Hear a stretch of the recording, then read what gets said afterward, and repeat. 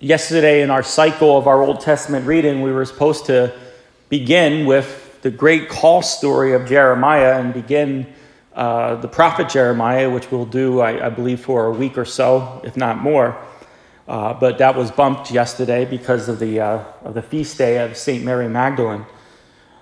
So we pick up with, again, a call to conversion by Jeremiah. But before we get into that, let's just kind of put this in historical context, okay?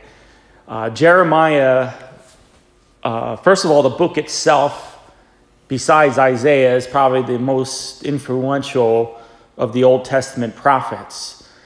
His book is very heavily narrative, meaning there's a lot of narrative in the story, a lot of things about him and time frames and stuff like that. We know a lot about Jeremiah as a person because of his work. And he lived during the fall of Jerusalem. And so you got to understand that Jerusalem, there was 3 waves of exile. There was the first wave, which was a small wave. That was where all the aristocrats and the powerful people were exiled. And then the second wave, which was the biggest wave, was a lot of the trades and the middle class people. And then finally, the third wave, which Jeremiah himself was a part of in the exile, was the poor people, but that was also very notable because it was also when the temple was destroyed.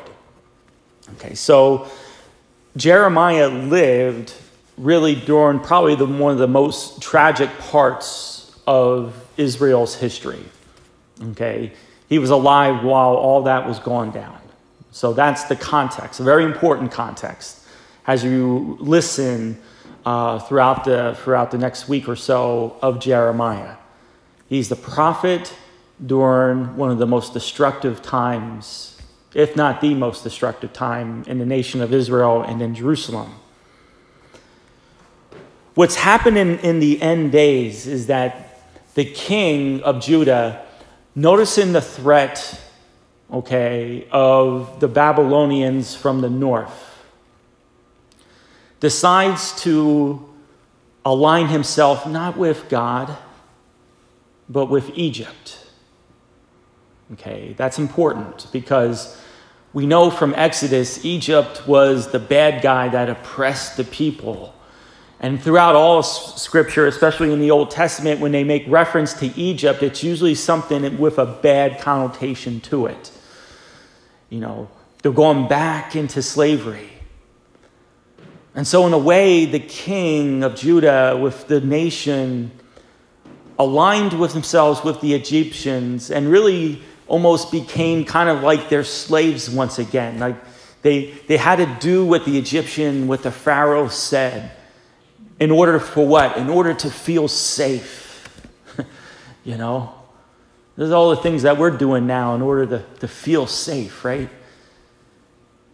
But they lost their trust in God. So as Jeremiah says at the end, they've forsaken me. That is, they've forsaken God, the living waters. What do? They dunk cisterns that are broken, that they can't get any water. Meaning that they've gone to things that can't really nourish them, can't provide for them. And so that's what we're going to be hearing a lot of from Jeremiah, in the next couple of weeks. A nation where in desperation they go to everything else besides God. Jeremiah's calling them back. What? Call them back to God. But again, I think an important lesson for us today is that we're so intent on doing everything to feel safe.